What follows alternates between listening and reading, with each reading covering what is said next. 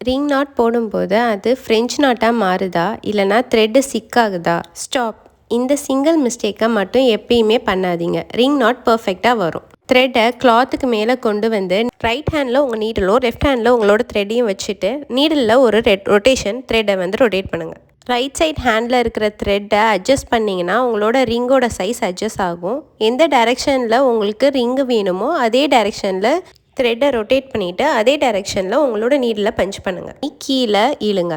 நீடலை ஃபுல்லாக கீழே பஞ்ச் பண்ணதுக்கப்புறமா அந்த ரிங்கை நீங்கள் உங்களோட ஹேண்டில் ஹோல்ட் பண்ணிவிட்டு த்ரெட்டை நீங்கள் நீடலில் இருந்து மட்டும் வர்ற த்ரெட்டை இழுக்கணும். இப்போ நீங்கள் ஸ்க்ரீனில் பார்த்தீங்கன்னா நான் என்னோடய நீடல்லேருந்து வர்ற த்ரெட்டை வந்து கீழே இழுக்கிறேன்.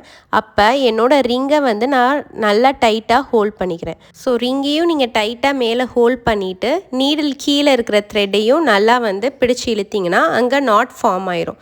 இதுக்கப்புறம் உங்கள் ரிங் நாட் செக்யூர்ட் ஆயிரும். ஸோ எப்பயுமே கீழே த்ரெட்டை பிடிச்சி இழுக்க போகிறப்ப உங்களோட மேலே ரிங் நாட்டை ஹோல்ட் பண்ணுறது டைட்டாக ஹோல்ட் பண்ணிக்கோங்க.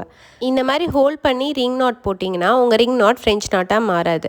ஒரு சிலர் கேட்குறாங்க, நான் ரிங் நாட் போட்டதுக்கப்புறமா கூட என்னோடய ரிங் நாட் வந்து ஃப்ரெஞ்ச் நாட்டாக மாறிடுது அப்படின்னு சொல்கிறாங்க.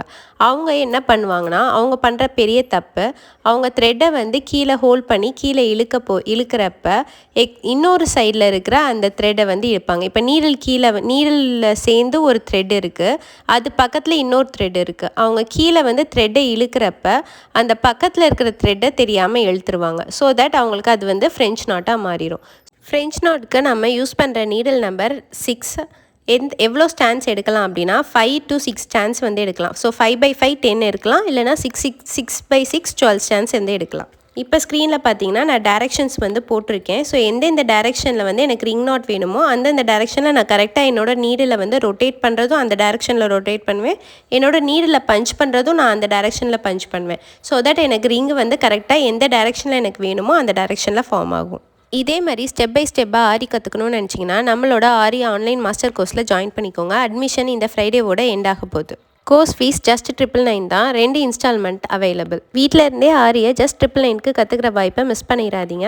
என்னோட 100% கைடன்ஸ் உங்களுக்கு இருக்கும். இடையில எந்த அசிஸ்டண்ட்டும் டியூட்டர்ஸும் கிடையாது. இந்த பேசிக் டு ப்ரோ லெவல் கோர்ஸோட ஜாயின் பண்ண உடனே ப்ளவுஸ் மார்க்கிங் கோர்ஸ் ஆக்சஸ் கொடுத்துருவோம். So tracing and sketching class, brochures class, smart price fixing calculator இதெல்லாம் கம்ப்ளீட்லி ஃப்ரீ. நம்ம சப்ஸ்கிரைபர் அண்ட் ஃபாலோவர்ஸ்க்காக price fixing calculator order form just 49க்கு கொடுத்துட்ருக்கோம். ஸோ ஆரியில் சேரணுன்னாலும் ப்ரைஸ் ஃபிக்ஸிங் கால்குலேட்டர் வேணும்னாலும் உடனே ஸ்க்ரீனில் தெரியிற நம்பருக்கு வாட்ஸ்அப் பண்ணி இப்போயே புக் பண்ணிக்கோங்க.